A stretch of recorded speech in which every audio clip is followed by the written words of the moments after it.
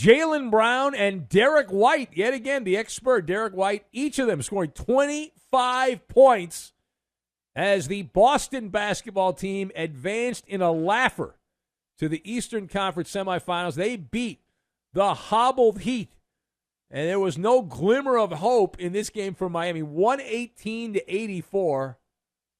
As that's it, Boston will now face the winner of the Cleveland-Orlando series. The Cadavers have a 3-2 lead in that series. Game 6 is tomorrow, Friday night in Orlando. So you let me know how that goes. You can do some scouting. You can watch that. Let me know how that goes. So this game, no contest at all. There's really nothing to dissect from the game. Clearly, the Celtics without Kristaps Porzingis, it didn't matter against a bewildered, beaten, and broken Miami Heat team, as the Heat without Jimmy Buckets and several other key players, and they never led Miami to show by as many as 37. So the better story is in the losing locker room, so that is where we will focus. Won't spend too much time on this, but the question, what does Pat Riley, what does Riles do? What does Pat Riley do to fix this Heat roster, which clearly is broken, the Heat culture and all that? That didn't really work when you don't have good players. So my observations, I've got ABC, overdosing, and arm candy. And we will toss all of these things together, and we are going to baffle you with bullcrap is what we're going to do. So, number one.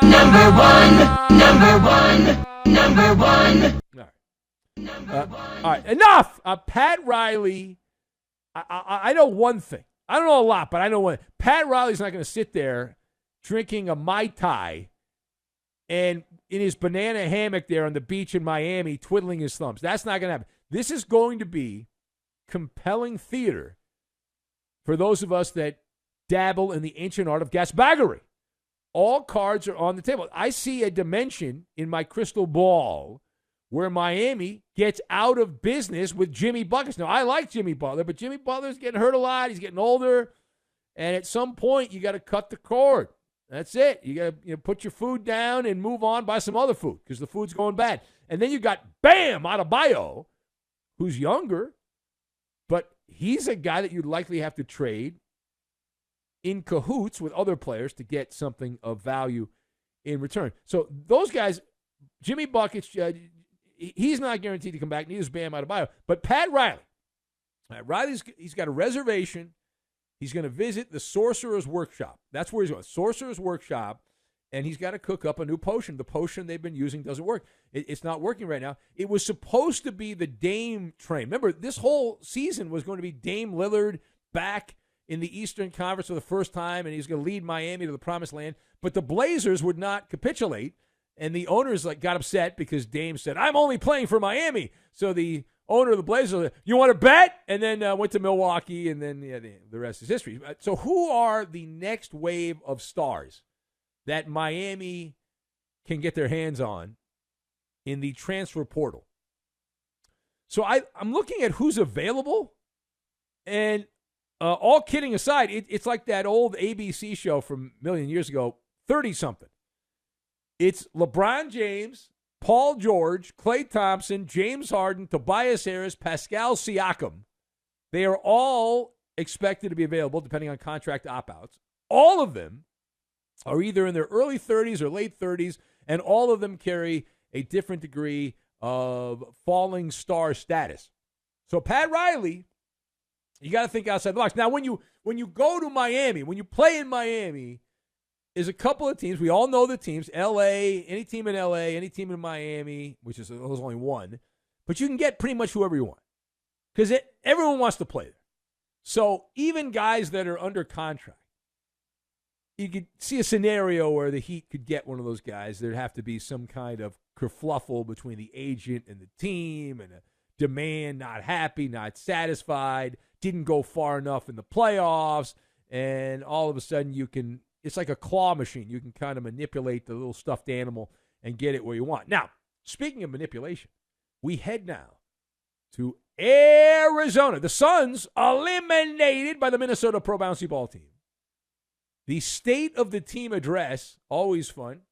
Matt Ishbia, trying to get a gold star near his name for his State of the Suns address. He rejected you negative media people and the vibrations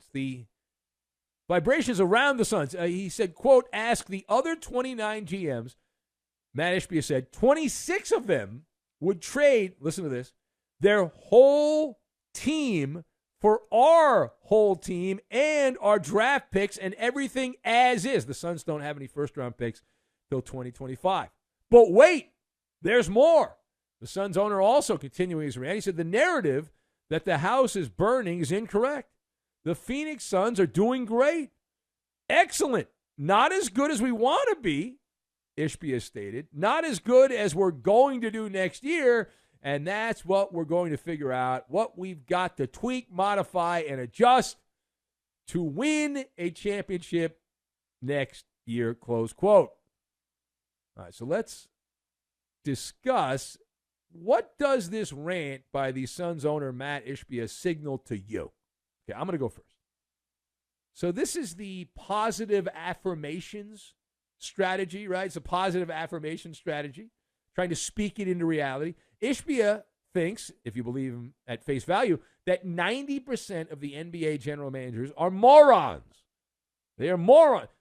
Now, the one that is really the key part of this, the thing that's the key part of this rant, if I could speak, that would help. But the thing that is a key part of this is what wasn't said, what was left on the cutting room floor. At no point, I watched this, I didn't see him say this, maybe I missed it. I watched the video that was available online.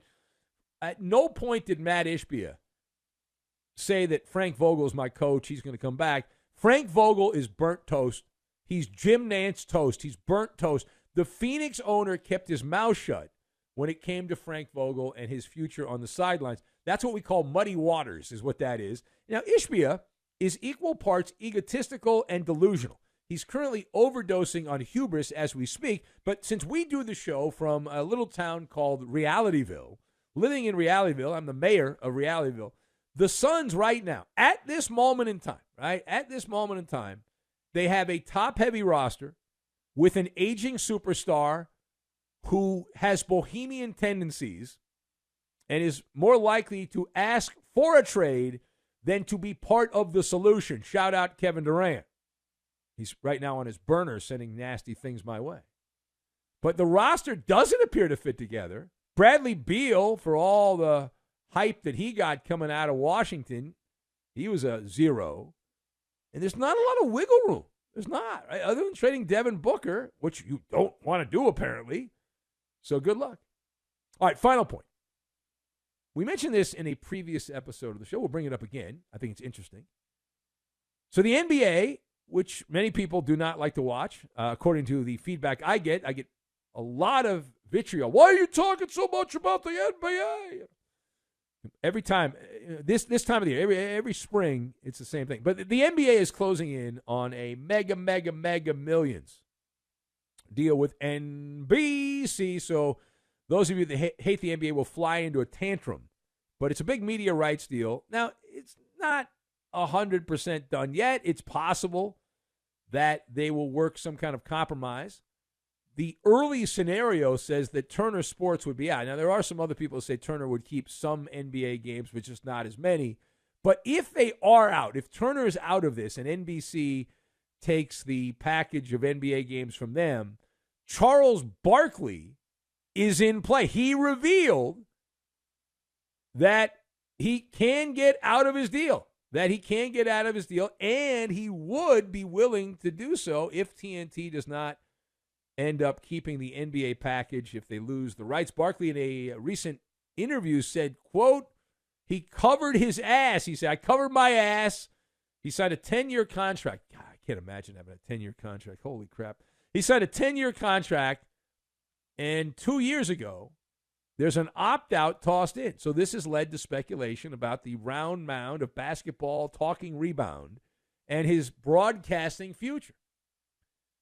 So the question, is Charles Barkley a part of this NBA media rights negotiation? And while he's not at the very front of it, I would argue, yes, I'm going to nod my head yes, that Charles Barkley in this equation, if what I know is true, Charles Barkley is the arm candy for every boob tube executive. And I know some of the people at NBC, from what I know, they would love to have Charles Barkley. Who wouldn't want to have it? It's a Captain Obvious, right? Everyone would want Charles Barkley. He's the prize. Barkley's the prize. Barkley makes every other jock-sniffing ex-athlete look like a boob. Charles Barkley's at what he does is wonderful. And you get these other hacks like Kendrick Perkins and these other dopes that are terrible. But Barkley's not. He's the tour de force. And Barkley, if he's available, he's likely going to double his salary. He's going to get the king's ransom. He can ask whatever he wants, literally a blank check, and whatever the amount is, they will match it.